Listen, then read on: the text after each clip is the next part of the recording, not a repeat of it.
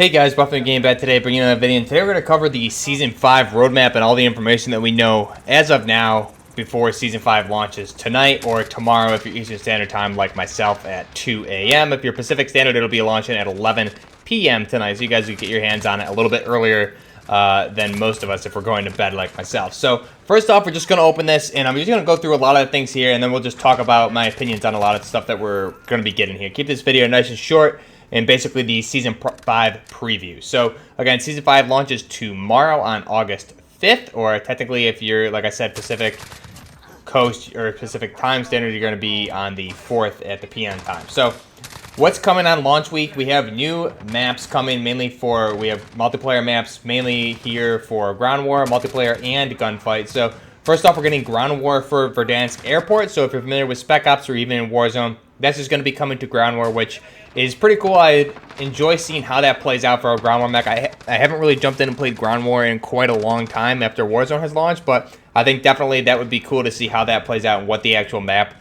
layout or which parts of airport they're going to be utilizing there. Now, next up for gunfights, we have livestock, so that's just an area of farmland from what I can tell. New multiplayer maps is going to be the Petrov oil rig and the Sudal Harbor. So again, those are two completely new maps. Some of them may be remakes from past CODs that I may not recognize. But again, the Petrov oil rig looks very similar to the Modern Warfare 2 campaign mission or the On the Oil rig there. We'll have to wait and see what that looks like with the layout. New Warzone map updates. So I'm really looking forward to a lot of these updates we're going to be getting with Warzone. Number one, Stadium is going to be opened. So if you guys played Call of Duty Ghosts single player, there was a Stadium mission where you're in a sniper outpost in one of the VIP booths in the stadium, and you have to take out the leader of the opposition side. I don't recall really the specifics of the campaign, but again, the stadium layout looks very, very similar to that. That's exactly what I picked up in the trailer that you'll see a little bit here on screen, hopefully. Looks very similar to the layout from COD Ghost campaign stadium mission, so that's pretty cool. Looks like that's going to be a really hot drop spot, and I can't wait to explore that. There's also going to be exterior ascenders, so that's going to be basically zip cables like you have with the elevators on a lot of the ground war maps, or even some parts downtown in Verdansk there for the downtown Tarkov district. You'll be able to ascend to the top of a lot of the buildings as well as stadium roof with those zip lines. That way, there are a couple buildings downtown specifically where there's maybe one entrance with a doorway, so it'll be a little bit harder to camp those, but again, if you're just watching those zip lines, I don't see how somebody's going to sneak up on you that easily, so I'll have to see how those work out. Train station, one of my favorite drop points, especially for the end game. The train station is going to be opened up a little bit more, so we're going to get a more interior portion to the train station, which I can't wait to see what parts of train that looks like, whether they're adding additions onto it, they're just open up some of the interior there, since the interior is very limited right now. So that'll be interesting to see. It looks like really nice looting areas inside there, as well as areas to fight, as well as roof access. You'll be able to look down from the roof or up from the ground into the roof entrance there. So that'll be cool to see as well. We are going to have an active train on the map, so that'll be cool. Looks like there's going to be loot on the train, going to be circling the map on the new train tracks that have been added to the past couple seasons here. So there will be loot there. Looks like in the trailer that there is a tank that's covered up on there. Hopefully that's not usable in Warzone, but again, we'll have to wait and see. So that should be good loot. That'll be circling the map throughout the match going on in Warzone, so we'll have to see what kind of loot's on there and how fast it goes, etc. If it's circling the whole time, I have a feeling it's only going to start maybe at random intervals throughout the map, so I'll have to wait and see what that looks like. Now, moving to the new operator. So the main operator here for this season is going to be Lerch. So again, this is based off a real-life person, individual, which we'll go over in the Milsim operator video. I'll go into more detail about a lot of that. But again, Lerch is going to be the new operator. I'm guessing he's going to be available at level 1 of, or tier 1 of the Battle Pass for Season 5.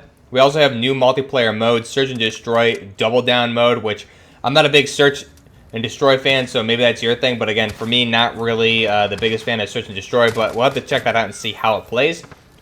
New weapons for the first part of Season 5 is going to be the AN or the Nikonov 1994 model. So again, this is a 2-round burst assault rifle. It was in a lot of the Black Ops games as well. It's going to be very interesting. I'm going to be covering this with the conversion videos tomorrow. We'll be covering this weapon and see what kind of conversions we have for it. Now, there was some art released. I know a couple of you were asking on Twitter. There was some art released with the main operator for Season 5, Lerch, holding what looked like a different variation of a PP-19 Bison or a Vitesse when I know a couple of you were asking me on Twitter what that was. So I'll put that image on screen here.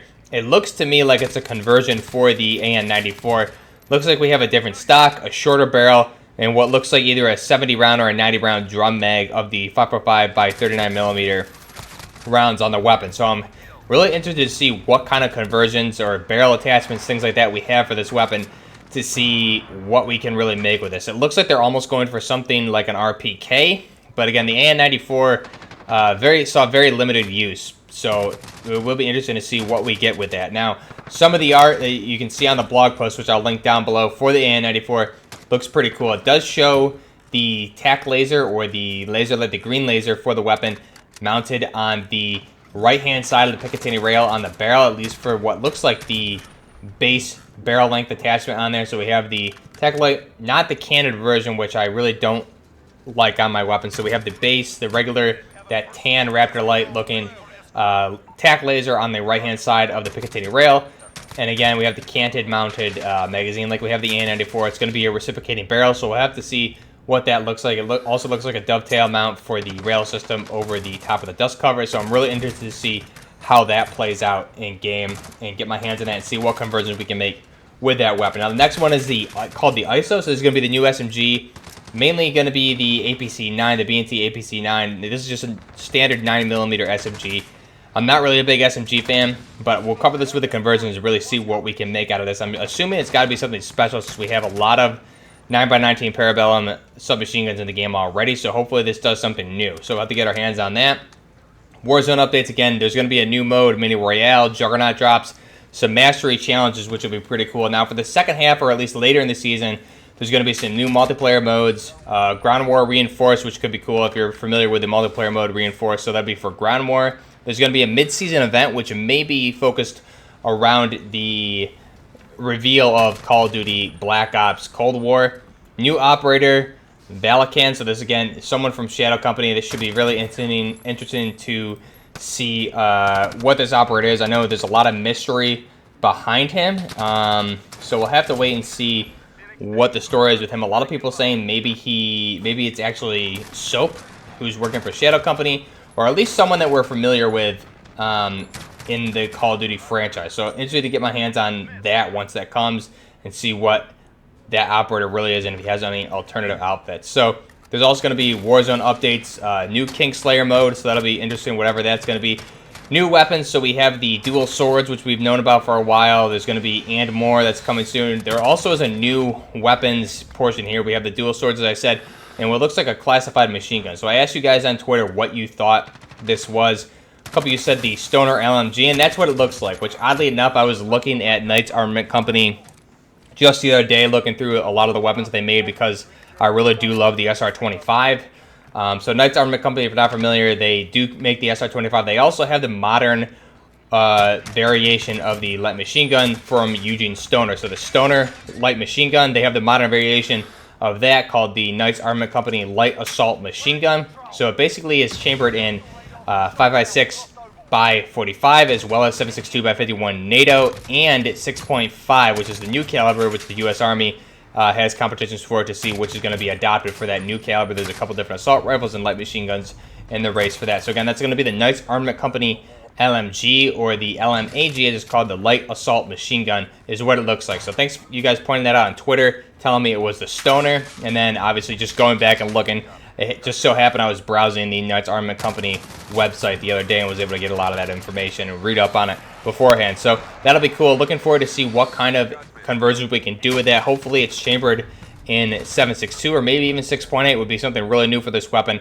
I was really hoping for an M60E6. I'm kind of obsessed with that weapon right now. If you didn't check the video out last night, go ahead and look at that, at weapons that should be added to Call of Duty Modern Warfare, where I go over a lot of different weapons, one of them being the M60E6, which is the most modern variation of the M60, which is a huge upgrade kit for the M60, which I think would be a great addition to this game, or hopefully down the road in future updates, or maybe they'll even be saving that for Modern Warfare 2 when that comes around. So the M60E3 has been in previous Call of Duty in the past, so I'll have to wait and see for that.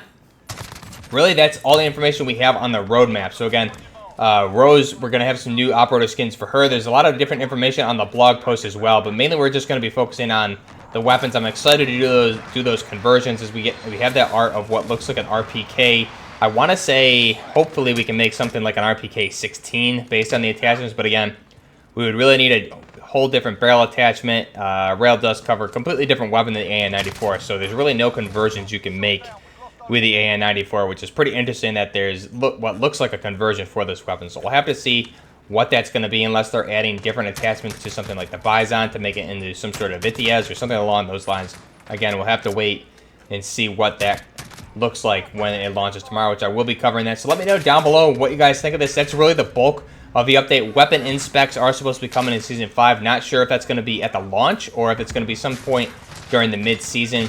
We'll have to wait and see when those are going to be coming. I'm really excited for that. We have a lot of different conversions we've done here on this channel. So to be able to do the weapon inspects on these weapons after I build them, I'm probably going to have to go back to just about every conversion I did and do a compilation video of all the inspects of those weapons. I think that'd be really cool.